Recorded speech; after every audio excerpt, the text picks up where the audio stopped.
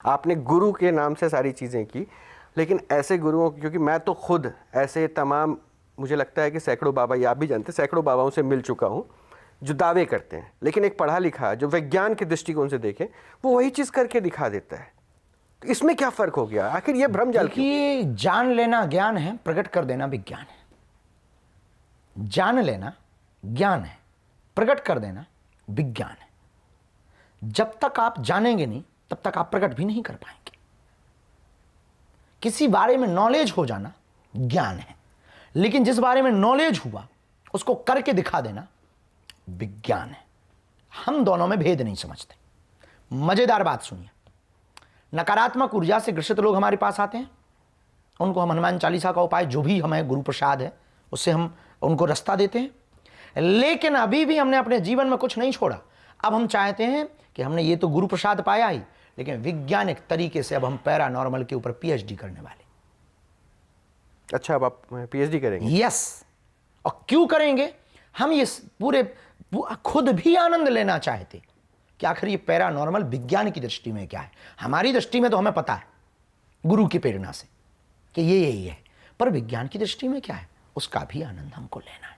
नहीं, विज्ञान तो उसको मैंने देखा मीटर्स पे कैलकुलेट करता है, और आपको शायद आपको तो शायद महसूस हो जाती होगी चीज़। कोई इंट्यूशन लगते हैं, महसूस नहीं, इंट्यूशन होते हैं। हम अपनी तरफ पहली बार आप ये बातें कर रहे हैं, मुझे लगता है कि आज तक कभी नहीं, इसके पहले कई इंटरव्यू में ये बात बोल चुके हैं हम। लेकिन विज्ञान और इसको जो है आपने जिस हिसाब से पीएचडी की घोषणा आज से हम 4 महीने पहले कर चुके, लेकिन फिर भी ये इस दृष्टिकोण पर आप पहली बार बात कर रहे हैं कि वो महसूस आप करना चाहते हैं कि भाई विज्ञान इसको कैसे महसूस कर रहा है। ये तो पहले ही दिमाग में था, तब तो कहा होगा। पीएचडी करने के लिए किसी आदमी ने फाइल क्या जरूरत है? लेकिन मैं यही पूछना चाह रहा था। यही तो हम कहना चाह रहे हैं। जब आप जैसे पढ़े लिखे लोगों को छीलने के लिए हमारे पास हमें डिग्री चाहिए। हमारे पास गुरु कृपा तो है, पर आप मानते हो कागजी। अब वो कागजी कौन देगा? यूनिवर्सिटी देगी। अब वो यूनिवर्सिटी कब देगी? जब हम पढ़ेंगे। हम जा रहे हैं कैम्ब्रिज या ऑक्सफोर्ड यूनिवर्सिटी। लेकिन यही बात हो गई, एक तो आपके धाम पे आके लोगों की तकलीफें दूर हो जाती है, आप फिर भी हॉस्पिटल बना रहे हैं, तो मतलब आदमी करे क्या? ये मैसेज बहुत क्लियर होना चाहिए बाबा। इस देश में यही मैसेज क्लियर करने के लिए तो हमारे गुरु ने हमें ये रास्ता दिया है। हमारे हनुमान चालीसा में लिखा, ना से रोग हरे सब पीरा, जपत निरंतर हनुमत वीरा। हनुमान जी की भक्ति से तुम्हारे रोग और पीड़ा तो मिट जाएगी, पर सुनो, जिन हनुमान जी ने ये रोग पीड़ा मिटाई है वही लक्ष्मण जी के लिए संजीवनी बूटी भी लेकर के आए। ये भी मत भूल जाइए, जो हमारे आराध्य ने किया वही हम करना चाह रहे हैं कि हम भभूति के माध्यम से, मंत्र चिकित्सा के माध्यम से, मंत्र विज्ञान के माध्यम से, या फिर परालौकिक विज्ञान के माध्यम से, वैदिक विज्ञान के माध्यम से, सनातन विज्ञान के माध्यम से आपको रास्ता तो देंगे, लेकिन ये भी मत भूल जाएं कि जो संसार में है उसको आप त्याग करके सिर्फ उसी पर चलें।